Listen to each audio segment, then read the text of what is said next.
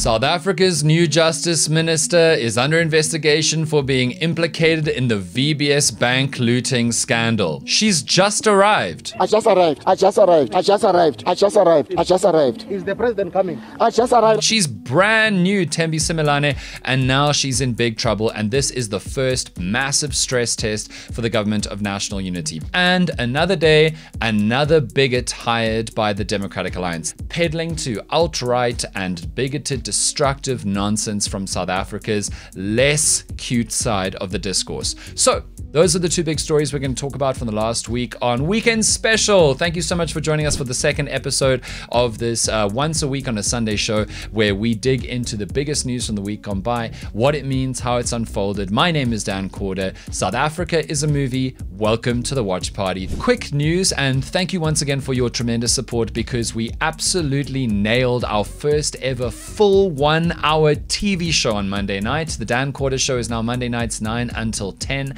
and it was an absolute thrill to do it. We had some epic interviews like Ferial Hafaji and Fezokhutle Mtonti and Ayanda Charlie. We spoke about Mitlali Ndamase and Leroy. We spoke about the future of Johannesburg. We spoke about so much, and it was an absolute treat. And you can go and watch most of it because it's on YouTube now. ENCA is posting the clips. Just search the Dan Corder Show on ENCA. And you must watch this coming Monday, because for the first time ever, we have a band, a show band. And there's a link in the bio of this if you want to come and watch one of the show tapings live. My eyes rolled so far into the back of my head that I swear I could see my brain when the news broke that John Steenhuisen, as Minister of Agriculture, hired as Chief of Staff Roman Cabernac. So, if before this week you never heard of Roman Cabernac, my God, you've been living a nice life. Oh, you've had a treat, and I'm so sorry that that's come to an end for you.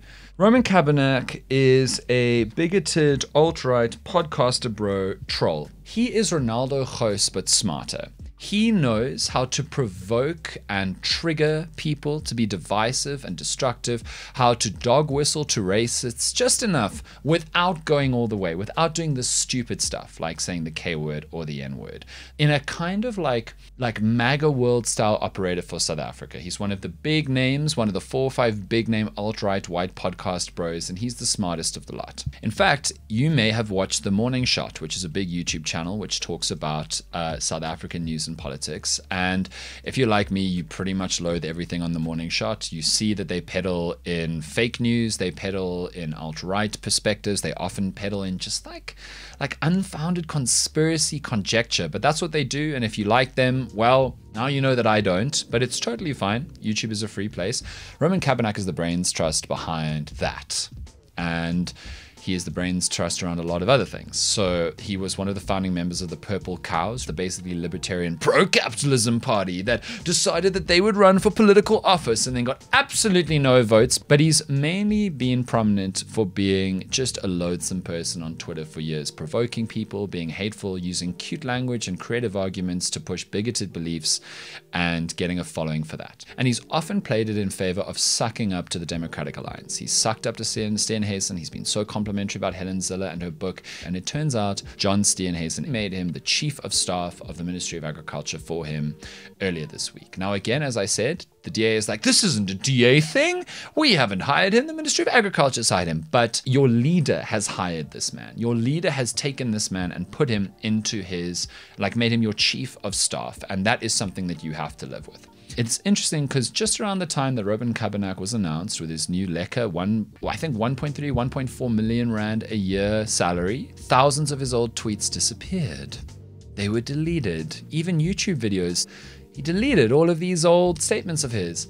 That's a really good sign that you've hired someone reputable and upstanding. But unfortunately for them, unfortunately for us, we have screenshots. We have been having screenshots over the years of Roman Cabernac saying terrible things. So I can tell you some of the things that he has peddled with in the past so you can get a read of the kind of person we're dealing with. Let's start with a tweet from the 12th of May 2024. Bantu people, much like Arabs, are not democratic people. They are monarchists at heart. Do I have to explain why that's racist? Do I really have to do the work? Sure, he didn't say the K word or the N word, but he did a lot there. Firstly, when a white person in modern day South Africa says Bantu people, what you immediately think of is the apartheid system's way of classifying and describing black South Africans. Bantu people, just this large group of people that are all basically the same without their individual ethnic or cultural or religious identities, just Bantu people. He didn't say black people because then it would be like too easy for people to say he was being racist. But he said Bantu people. Then he said, much like Arabs. Cool. All Arabs. No distinction amongst the Arabs, just Arabs as a group, are not a democratic people. They are monarchists at heart. That is just so obviously racist. Let's take a whole group of people. Let's say that they're all the same and argue that they have one essential, common, inalienable element of their identities. Obviously, there are many black South African and, African communities that have kings and queens. But you know who also does? White people. England, Holland, Spain, just to name a few. He's not describing them as monarchists at heart, and he conveniently tries to wipe out all of the genuine democratic systems and democracies and people who are black and who are Arab, who love democracy, fight for democracy, and live in democracies. Here's another kind of thing that Robin Kavanagh does. This was in 2023. We will never hear the full story of Sharpeville. Various accounts tell different stories about what happened on the day. The Sharpeville massacre is not in doubt. It is not disputed. He didn't offer any grounds or reasons or sources or evidence to think that the history we know about Sharpeville is wrong or not the full story. People were mercilessly killed by the apartheid state, shot in the back, often in the Sharpeville massacre. That it was a terrible, terrible, tragic crisis and an evil. But this is the kind of cuck that Roman Kavanagh and the Morning Shot likes to do. And it's very, very Trumpian MAGA, because they'll just say something like that. They will call into question, they will throw doubt over something that we all have agreed and know the history is right about. They'll just say, oh, we'll never know really about that. Are we sure? Are we sure that that happened? And their style is, we don't need to show you good reason, good grounds to doubt. We're just going to doubt. We're just going to sow it in your minds. That's the kind of cuck that we're dealing with from somebody who's now the chief of staff of a major and very important government ministry. And what's even worse than that is that the DA loves to be lekker anti-cadre deployment until it's them, because this is such cadre deployment.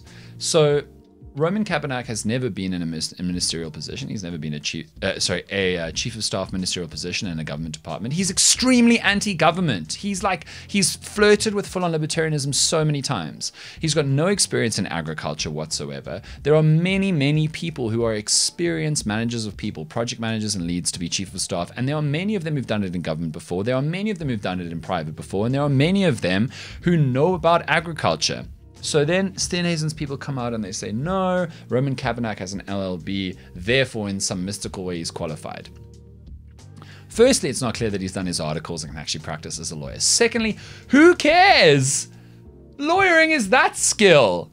This is chief of staff management stuff. Just any qualification. Oh, so now you have an LLB, you can be a teacher. Come on. This is cadre deployment. It's clear. The DA, if the ANC had done this, you would have called this cadre deployment. And then Steenhuisen's people also went on to say, oh, but chief of staff, it's actually just about managing projects. You don't need to know anything about the department that you're a chief of staff in, and so Kavanagh doesn't need to know anything about agriculture. Sure, I guess that's technically true.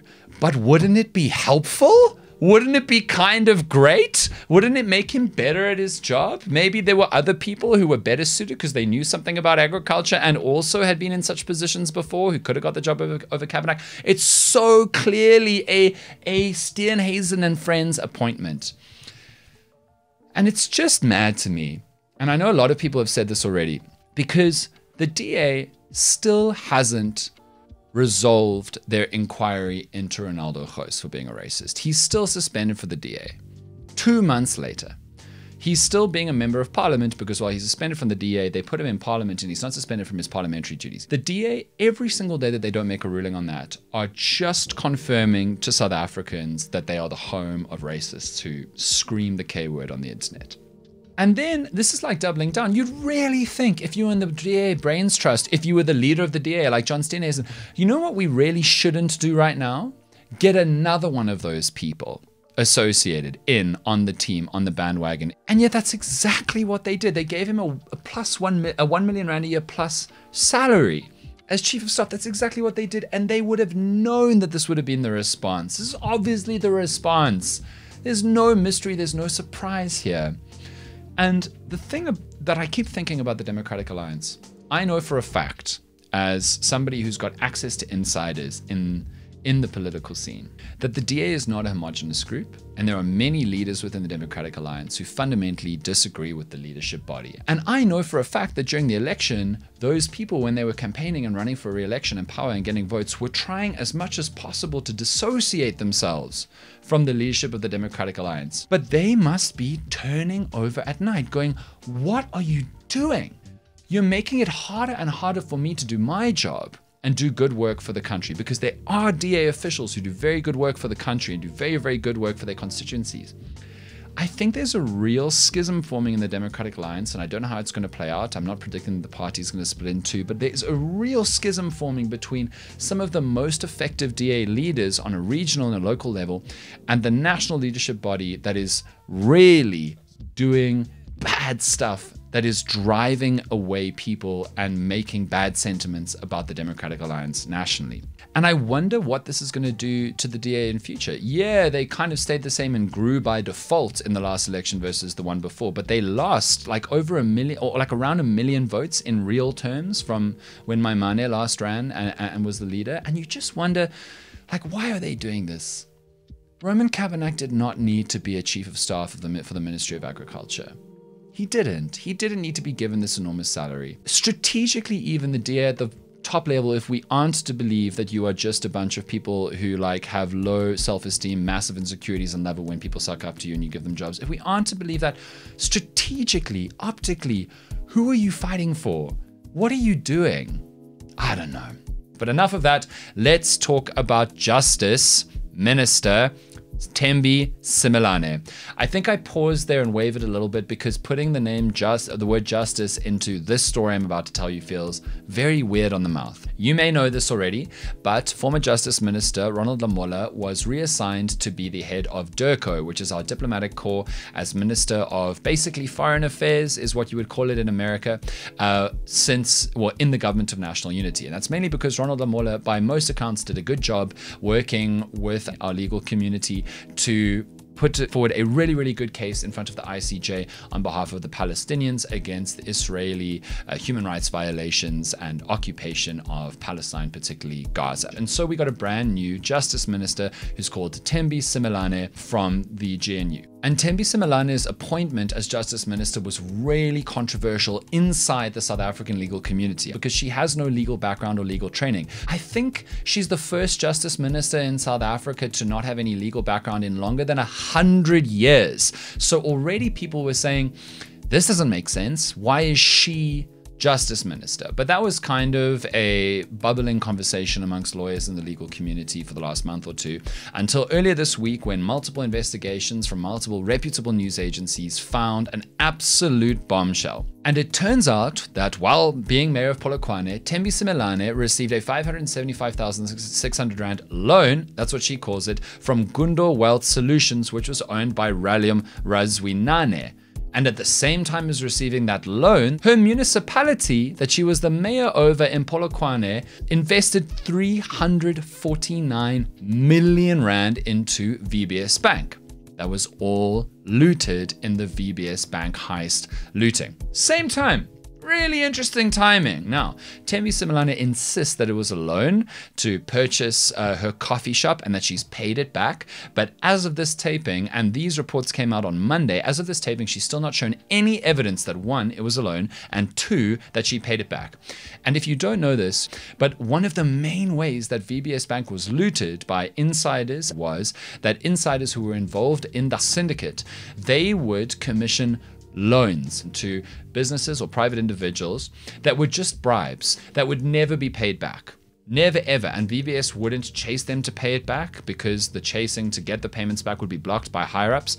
And eventually VBS ran out of money, went bankrupt, couldn't get all of these payments back, and collapsed. And that is how all of these poverty stricken or often very vulnerable, disadvantaged people, often rural people, elderly people in Limpopo, lost all of their money. And that's what contributed to one of the biggest and most scandalous and evil syndicated criminal controversies in modern South African history. This is insane. I know that we've kind of got used to, and I wish we haven't had it normalized, but I know that we've got used to very high profile politicians being in corruption scandals. Digital Vibes William Kiza when he was the health minister, our own president, state capture with Zuma. I know we've become normalized to that, and none of it is acceptable.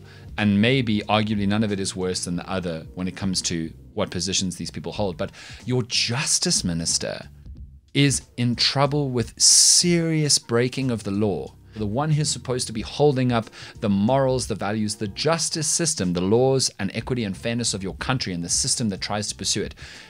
It can't be your justice minister. Your justice minister can't be facing that kind of stuff. And it's crazy because the justice minister has power over the justice system. They have the power to appoint acting judges. They have the power to control the budgets of the National Prosecuting Authority, whose job it is to go and pursue criminal cases like this exact case with Thembi Simelane. The justice minister has a lot of sway. We have to be reasonably asking ourselves now, how can Thembi Simelane possibly be justice minister, at least until this is resolved to the point of proving her innocence, which should be easy. She should be able to prove that this was a loan that she paid back, but she hasn't yet. And that is where this is the first real stress test for the government of national unity, because this has consequences, the handling of this now for all the parties.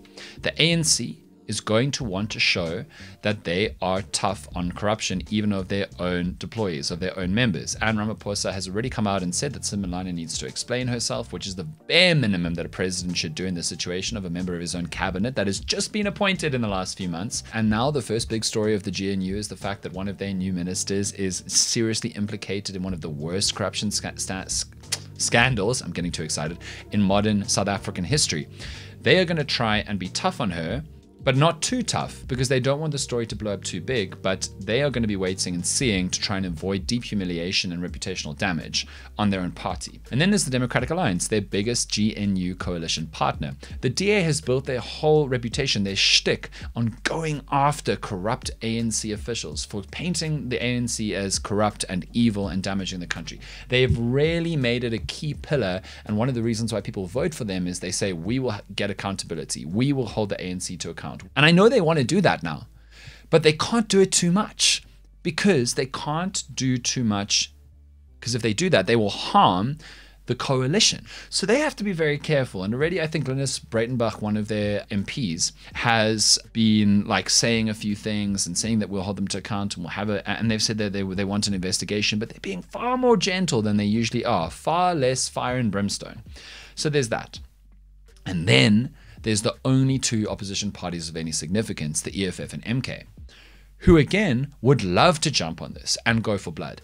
But the EFF is led by Julius Malema, who is seriously implicated in VBS looting bribery himself. And the person he's implicated with is Foy Chivambu, formerly of the EFF, who's now of MK. They together are implicated in knowingly and self-awaredly soliciting bribes of over 16 million rand for their personal benefit from the VBS bank looting. And that's why this is such a stress test in this moment, not just of the GNU coalition, but of the entire governance political space, even beyond the government of national unity right now, because the two major opposition parties may feel like they have to tread very carefully with going after this story.